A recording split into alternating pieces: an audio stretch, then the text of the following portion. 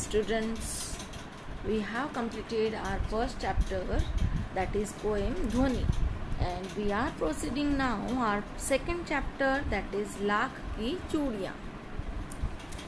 लाख की चूड़ियों से हम सभी बहुत अच्छे से रूबरू हैं, हम अच्छे से परिचित हैं। लाख की चूड़ियाँ हमें हमारी मम्मियाँ भी पहनते हुए दिखती हैं, दादियाँ पहनते हुए दिखती हैं, भाभियाँ पहनते हुए दिखती हैं, चाचियाँ पहनते हुए दिखती हैं। तो आइए लेखक कामता नाथ जी लाख की चूड़ियों के बारे में क्या लिखते हैं, ये हम आज इस पाठ में पढ़ेंगे। सारे गांव में बदलू मुझे सबसे अच्छा आदमी लगता था। यहाँ पर जो शब्द मुझे हैं वह किसके लिए प्रयोग हुआ है बेटा? लेखक के लिए। किसके लिए प्रयोग हुआ है? लेखक के लिए। और एक और पात्र हमारे सामने आता है जिसका नाम है बदलू। पात्र का अर्थ होता है कैरेक्टर। तो लेखक कहते हैं कि गांव में पूरे लोगों में, सारे लोगों में मुझे कौन अच्छा लगता था? बदलू नाम का एक चरित्र है, बदलू नाम के एक पात्र हैं जो लेखक को सबसे अधिक अच्छे लगते थे। अच्छा, अब क्यों लगते थे? तो उन्होंने कारण बताया है, क्योंकि वह मुझे सुंदर सुंदर लाख की गोलियां बनाकर देता था। क्यों अच्छा लगते थे लेखक को बदलू? क्योंकि लेखक को बहुत सुंदर सुंदर लाख की गोलियां बनाकर बदलू देता था। मुझे अपने मामा के गांव में जाने का सबसे बड़ा चाव यही था कि जब मैं वहां से लौटता था तो मेरे पास ढेर सारी गोलियां होती थी। तो इससे हमें ये पता चलता है कि बदलू कहाँ रहता है। बदलू जो है वो लेखक के मामा के गांव में रहता है। और जब हम मामा के गांव में जाते हैं तो हमें ढेर सारी चीज़ें इकट्ठा करके लाना तो अच्छा लगता है, और जो चीज़ें इकट्ठे करने में हमारी सहायता करते हैं वो हमें, वो पात्र, वो कैरेक्टर, वो लोग भी हमें अच्छे लगते हैं। तो लेखक को सबसे ज़्यादा क्या अच्छा लगता था? रंग बिरंगी गोलियाँ, जो किसी भी बच्चे का मन मोह ले, ऐसी ढेर सारी गोलियाँ उन्हें अच्छी लगती थी जब वो मामा के गांव से जाके आते थे। वैसे तो मेरे मामा के गांव का होने के कारण मुझे बदलू को मामा कहना चाहिए था। क्या कह रहे हैं लेखक? बदलू कहाँ के थे? ये बदलू जो हैं वो लेखक के मामा के गांव के थे। कहाँ के थे बेटा? मामा के गांव के। और जब हम मामा के गांव जाते हैं तो मामा के समवयस्क अर्थात समान वय वाले सारे लोगों को हम क्या कहते हैं? मामा कहते हैं। और नाना के समवयस्क जो लोग होते हैं उन्हें हम नाना कहते हैं। मौसी के समवयस्क लोग होते हैं उन्हें हम मौसियाँ कहते हैं। तो इसलिए लेखक भी कह रहे हैं कि मुझे वैसे तो उन्हें क्या कहना चाहिए था? मामा कहना चाहिए था, परंतु मैं उसे बदलू मामा न कहकर काका कहा करता था। अब लेखक उन्हें क्या कहा करते थे? काका कहा करते थे। जैसा कि गांव में सभी बच्चे उसे कहा करते थे, क्योंकि वहीं के बच्चे थे तो वो उन्हें काका कहते हैं। तो लेखक भी उन्हें मामा न कहकर क्या कहते थे? काका कहते थे। अच्छा, बदलू का मकान कहाँ था वो लेखक हमें बता रहे हैं। लेखक बता रहे हैं बदलू का मकान जो है वो बदलू का मकान कुछ ऊंचे पर बना था। मकान के सामने बड़ा सा सहन था। बड़ा सा क्या था? बड़ा सा सहन था जिसमें एक पुराना नीम का वृक्ष लगा था। गांव में होते हैं नीम के वृक्ष, बड़े अच्छे छायादार, और वृक्ष जो हैं हम बहुत सारी जड़ी बूटियों में भी काम लेते हैं, ये भी हमें पता है। तो इस तरह से बदलू के घर में क्या था? बहुत सारी औषधियों में भी नीम का वृक्ष काम आता है, ये भी हमें पता है। तो बदलू के घर में एक नीम का बड़ा सारा वृक्ष था, उसी के नीचे बैठकर बदलू काम किया करता था। या बगल में भट्टी क्या करता था? बगल में भट्टी दहकती रहती जिसमें वह लाख पिघलाया करता था। लाख क्या होता है बेटा? लाख पेड़ों से मिलने वाला एक पदार्थ होता है जो ताप लगने पर अर्थात गर्म करने पर वो पिघलता रहता है। आप सब लाख की चूड़ियों से चिर परिचित हैं, अभी हमने बात करी थी। ठीक है। सामने एक लकड़ी की चौखट पड़ी रहती थी, जिस पर लाख के मुलायम होने पर वह उसे सलाख के समान पतला करके चूड़ी का आकार देता। पास में 4-6 विभिन्न आकार के बेलनुमा मुंगेरियाँ रखी रहती। किसे कहते हैं मुंगेरियाँ? मुंगेरियाँ लगभग इस शेप की होती है, जो अलग अलग उनका आकार होता था। कोई मोटी होती थी, है ना, कोई पतली होती थी, और यहाँ से नीचे से उसका शेप अधिक मोटा होता है, थोड़ा ऊपर जाते जाते पतला होता जाता है, ताकि विभिन्न आकृतियों की जो चूड़ियाँ हैं, विभिन्न आकृतियाँ नहीं कह सकते, हम कह सकते हैं विभिन्न नाप की चूड़ियाँ उससे बन सकती हैं। लाख की चूड़ी का आकार देकर वह उन्हें मुंगेरियों पर चढ़ाकर गोल और चिकना बनाता, और तब एक एक कर पूरे हाथ की चूड़ियाँ बना चुकने के बाद वह उन पर रंग करता था। शायद अब हम बाजार के चकाचौंध में इस तरह लाख का काम करते हुए बहुत कम मजदूरों को देखते हैं। अपने राजस्थान के अंदर जयपुर लाख के काम के लिए, उदयपुर लाख के काम के लिए प्रसिद्ध है, और वहाँ पर जो काम करने वाले मजदूर होते हैं वो ऐसी सुंदर सुंदर लाइटों में चमकने वाले शोरूम के चूड़ियों के पीछे जो तपन होती है वो उन मजदूरों के परिश्रम होता है। ठीक है। बदलू यह कार्य सदा ही एक मचिए पर बैठकर किया करता था। मचिया मतलब एक खाट नुमा जो छोटा होता है उसको कह सकते हैं, जो बहुत ही पुरानी थी। बगल में ही उसका हुक्का रखा रहता था, जिसे वह बीच बीच में पीता रहता। गांव में मेरा दोपहर का समय अधिकतर बदलू के पास बीतता। हमारे जैसे अभी के जैसे जब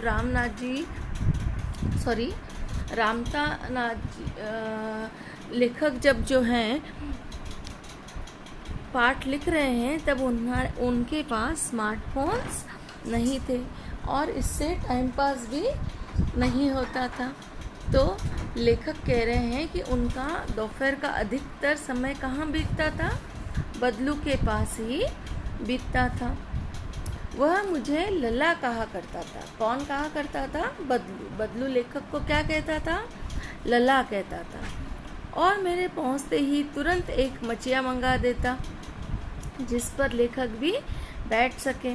मैं घंटों बैठे बैठे इस प्रकार चूड़ियाँ बनाते देखता रहता। लगभग रोज ही वह 4-6 जोड़े चूड़ियाँ बनाता।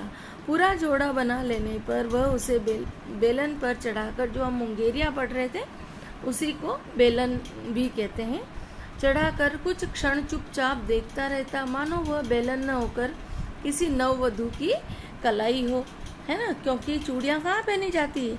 कलाइयों में पहनी जाती है। और कलाइयों का आकार देने के लिए मुंगेरिया पर जो अलग अलग आकार होते थे, उन आकार में बदलू जो है अपनी चूड़ियों को ढालता था। बदलू मनिहार था।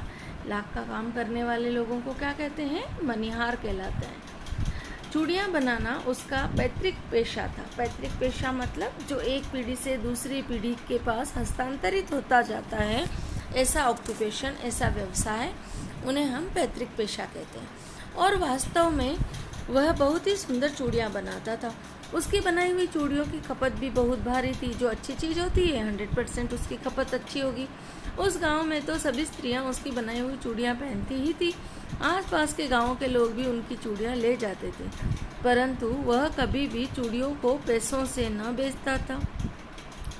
अब पैसों से न बेचता था, हमारे दिमाग में एक प्रश्न तो ज़रूर आएगा कि जो पेशा है उन्हें भी, अगर उन चीज़ों को भी अगर हम पैसे से नहीं बेचें तो हम कमाएंगे कैसे?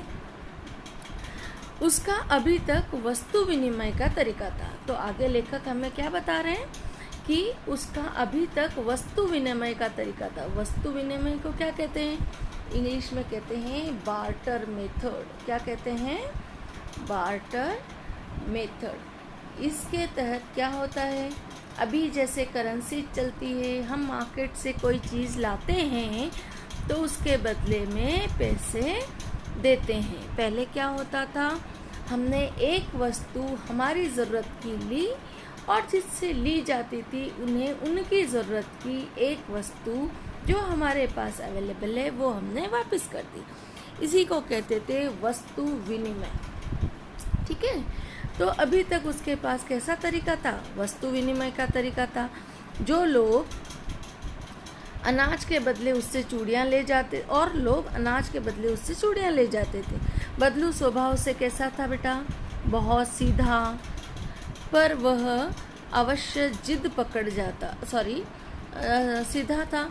मैंने कभी भी उसे किसी से झगड़ते नहीं देखा। हाँ, शादी विवाह के अवसरों पर वह अवश्य जिद पकड़ जाता था। जीवन भर चाहे कोई उससे मुफ्त चूड़ियाँ ले जाए, परंतु विवाह के अवसर पर वह सारी कसर निकाल लेता था। क्यों निकाल लेता था? सिंपल सी बात है, विवाह जैसा बड़ा कार्य अगर होगा तो बदलू कह सकता है कि आपके घर में इतना बड़ा अवसर है, तो इतने बड़े अवसर पर तो क्या देना चाहिए हमें? प्रॉपर जो है उसका विनिमय, वस्तु विनिमय के रूप में पूरा रिटर्न उसे मिलना चाहिए। तो इसी प्रकार लेखक कह रहे हैं कि शादी विवाह के अवसरों पर जिद पकड़ता और सारी कसर निकाल लेता था। आखिर सुहाग के जोड़े का महत्व ही ऐसा होता है और लोग भी कोई विशेष उससे उच्चर नहीं करते थे। मुझे याद है मेरे मामा के यहाँ किसी लड़की के विवाह पर जरा सी किसी बात पर बिगड़ गया था। फिर उसको मनाने में लोहे लग गए थे। यहाँ मुहावरा प्रयोग हो रहा है, लोहे लग जाना अर्थात बहुत मेहनत करना। लोहे लग जाना, बहुत मेहनत करना। तो बदलू को मनाने में क्या हो गया था? लोहे लग गए थे। विवाह में इसी जोड़े का मूल्य इतना बढ़ जाता था कि उसके लिए उसकी घरवाली को सारे वस्त्र मिलते, ढेरों अनाज मिलता, उनको अपने लिए पगड़ी मिलती और जो रुपए मिलते सो अलग। आज भी हम जानते हैं शगुन जिसे कहते हैं, है ना, हर बात का हम शगुन देते हैं। जब हम कलश लेने कुम्हार के यहाँ जाते हैं तो भी हम उन्हें शगुन देते हैं, और भी बहुत सारे ऐसे नेकचार के कार्य होते हैं जो हम उन्हें शगुन देकर पूरा करते हैं। यदि संसार में बदलू को किसी बात से चिढ़ थी तो वह थी कांच की चूड़ियों से। अच्छा, अब एक चीज़ सामने आती है जिससे बदलू को चिढ़ भी थी। किससे चिढ़ थी? कांच की चूड़ियों से। क्यों थी? सोच कर देखिए। सिंपल, जो काम हम कर रहे हैं, जो पेशा हमने अपनाया है, उसी पेशे के प्रतिस्पर्धा में, कंपटीशन में जब कोई और पेशा अधिक प्रगत होता है तो उस पेशे से हमें क्या हो जाएगा? थोड़ी सी चिढ़ हो जाएगी, ईर्ष्या हो जाएगी। यदि किसी भी स्त्री के हाथों में उसे कांच की चूड़ियाँ दिख जाती तो वह अंदर ही अंदर कुड़ उठता और कभी कभी तो 2-4 बातें भी सुना देता। मुझसे तो वह घंटों बातें किया करता था। मुझसे किससे? लेखक से। मुझसे किससे? लेखक से। लेखक से बदलू घंटों बातें किया करता था। कभी मेरी पढ़ाई के बारे में पूछता, कभी मेरे घर के बारे में, और कभी यूं ही शहर के जीवन के बारे में, क्योंकि लेखक कहाँ रहते थे? शहर में। मैं उससे कहता कि शहर में सब कांच की चूड़ियाँ पहनते हैं, तो वह उत्तर देता, शहर की बात और है लला, वहाँ तो सभी कुछ होता है। वहाँ तो औरतें अपने मर्द का हाथ पकड़कर सड़कों पर घूमती भी है ना। आज हमारे लिए कोई बड़ी बात नहीं है, पर उस समय जब हम गांव के परिवेश को देखते हैं तो औरतें कैसी रहती है? घूंघट में रहती है, अपने पति के साथ बाहर नहीं निकला करती है। पर आज तो गांव में भी ये चीज़ कॉमन हो गई, तो आपको तो सुनने और पढ़ने में भी थोड़ा अटपटा लगेगा, पर ऐसा ही होता है। गाँव में ये बड़ी आश्चर्य की या अमर्यादा की बात मानी जाती है। कौन सी? जब औरतें अपने पतियों के साथ निकलें या फिर उनके हाथ पकड़कर सड़कों पर घूमते नजर आएं। आगे बदलू कहता है, और फिर उनकी कलाइयाँ नाजुक होती है ना, लाख की चूड़ियाँ पहने तो मोच ना आ जाए। ये बात बदलू कैसे कह रहा है? बदलू व्यंग्य में कह रहा है। कैसे कह रहा है बदलू? व्यंग्यात्मक रूप से, सटायरिक रूप से कह रहा है कि शहरों की औरतें कैसी होती है? नाजुक होती है। लाख की चूड़ियाँ कांच की चूड़ियों की अपेक्षा थोड़ी मोटी होती है, जिनमें अधिक वजन होता है, और शहर की औरतें अगर ये पहने तो उनमें मोच आ जाएगी, इसलिए वो नहीं पहनती। ऐसा व्यंग शहर की औरतों पर कसते हुए बदलू कहता है। कभी कभी बदलू मेरी अच्छी खासी खातिर भी करता। जिन दिनों उसकी गाय के दूध होता वह सदा मेरे लिए मलाई बचा कर रखता, और आम की फसल में तो मैं रोज ही उसके यहाँ से 2-4 आम खा आता। परंतु इन सब बातों के अतिरिक्त जिस कारण वह मुझे अच्छा लगता था वह यह था कि लगभग रोज ही वह मेरे लिए 1-2 गोलियां बना देता। हमने पाठ की शुरुआत में ही पढ़ा कि बदलू लेखक को मामा का गांव या मामा के गांव से लौटना अच्छा क्यों लगता, क्योंकि उस समय उसके पास बहुत सारी लाख की गोलियां होती थी। तो ये लाख की गोलियां लेखक को कौन बना कर देता था? बदलू बना कर देता था, क्योंकि बदलू ही लाख का काम किया करता था, लाख की चूड़ियाँ बनाया करता था। तो बदलू के घर और क्या क्या नित्यक्रम लेखक के होते थे। जैसे जब उनके यहाँ गाय दूध देती तो मलाई बदलू के द्वारा लेखक के लिए लाड़ प्यार में बचाई हुई मलाई खाता। गर्मियों में हम ननिहाल जाते हैं, आम का सीज़न होता है, तो आम भी बदलू के यहाँ पर लेखक खाकर आता। पर ये सबसे भी अधिक बदलू लेखक को इसलिए अच्छा लगता क्योंकि लेखक उन्हें रोज़ 2-3 गोलियाँ लाख की बना कर देते थे। मैं बहुधा हर गर्मी की छुट्टी में अपने मामा के यहाँ चला जाता और 1-आध महीने वहाँ रहकर स्कूल खुलने के समय तक वापस आ जाता। परंतु 2-3 बार ही मैं अपने मामा के यहाँ गया होऊंगा, तभी मेरे पिता की एक दूर शहर में बदली हो गई और एक लंबी अवधि तक मैं अपने मामा के गांव न जा सका। तब लगभग 8-10 वर्षों के बाद जब मैं वहाँ गया, अर्थात जैसे हम छुट्टियों में जाते हैं वैसे लेखक अधिकतर छुट्टियों में मामा के यहाँ जाते थे। फिर क्या हुआ? लेखक के पिताजी की बहुत दूर शहर में तबादला हो गया और बच्चों की छुट्टियां होने के बाद भी पिताजी अकेले रह जाएंगे, इसलिए माताजी जाती नहीं मायके, और जब माताजी नहीं जाती तो बच्चे भी बिना ननिहाल के रह जाते। इसलिए लेखक ने एक 8-10 वर्षों का लंबा समय अंतराल बताया है।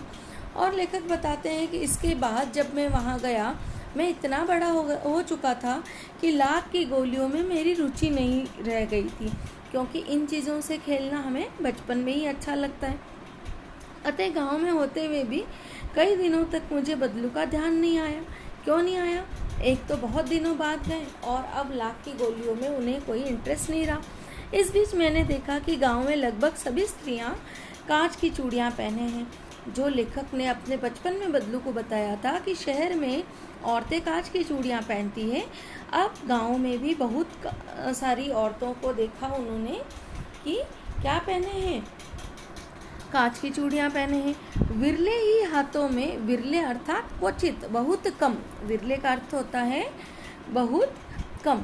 तो लेखक ने बहुत कम हाथों में जो हैं वो क्या देखी? लाख की चूड़ियां देखी। तब एक दिन सहसा मुझे बदलू का ध्यान हो आया और जब लाख की चूड़ियां उन्होंने देखी तो उन्हें फिर से अपने बचपन के बदलू काका याद आ गए। बात यह हुई कि बरसात में मेरे मामा की छोटी लड़की आंगन में फिसलकर गिर पड़ी और उसके हाथ के कांच की चूड़ी टूटकर उसकी कलाई में घुस गई और उससे खून बहने लगा। मेरे मामा उस समय घर पर न थे, मुझे ही उसकी मरहम पट्टी करनी पड़ी। तभी सहसा मुझे बदलू का ध्यान हो आया और मैंने सोचा कि उससे मिल लाऊं। अतः शाम को मैं घूमते घूमते उसके घर चला गया। अपनी बहन के हाथ में घुसी हुई चूड़ी के ध्यान आते ही लेखक को फिर से बदलू काका की याद आती है और लेखक सोचते हैं कि चलो बदलू काका से मिलकर आया जाए।